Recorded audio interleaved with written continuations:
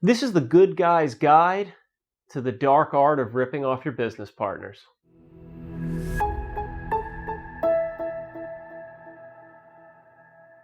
Ed Robson here from Robson & Robson PC. We are a boutique business law firm located outside of Philadelphia, Pennsylvania. I focus my practice on commercial litigation and in particular on representing business owners in disputes with their business partners. As part of my job, I get to see the whole variety of ways that business people attempt to rip off their business partners.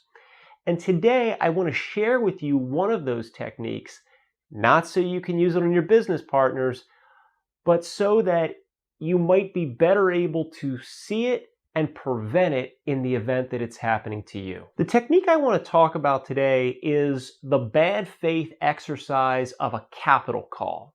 Let's start by thinking about what a capital call is.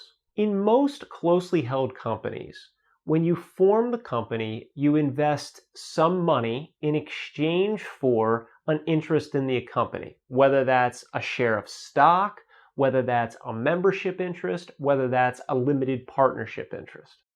Typically, the amount of money you invest in the company is all that you'll have to invest in the company. In other words, if the company goes belly up, your losses are going to be limited to the amount that you initially invested. Generally, the company cannot come back to you and ask you for more money. Some companies, however, are set up differently.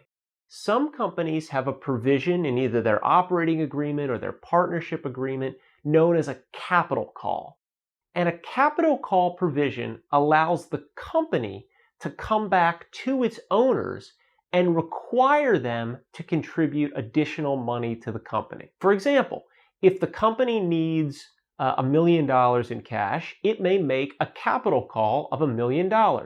If you own 40% of the company, you'll have to come up with $400,000. Now, most capital call provisions provide that if an owner is unwilling or unable to contribute capital in response to the capital call, that their interest in the company is diluted. There's a variety of good reasons to include a capital call provision in your organizational documents. But once that provision is in there, it can be a powerful weapon that a ne'er-do-well owner can yield against their business partners. The typical situation goes something like this.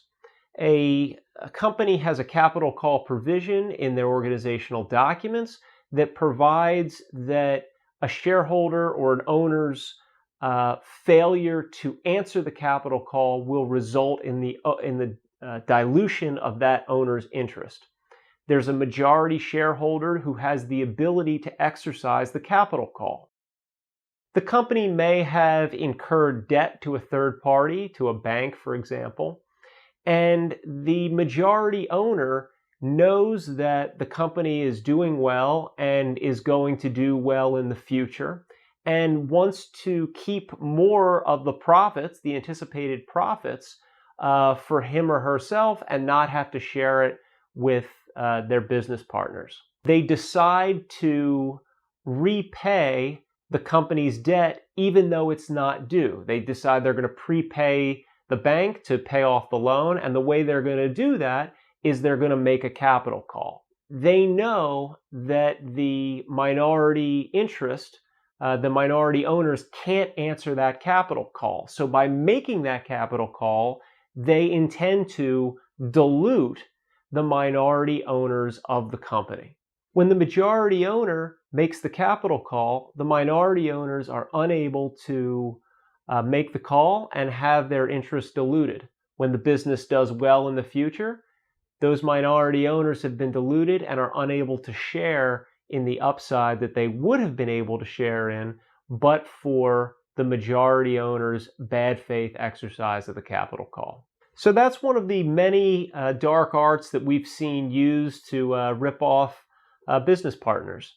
If you like these videos, if you have any comments, if you want us to be talking about something that we're not talking about, please drop me a line, write me an email. eRobson, ROBSON, @robsonlaw.com.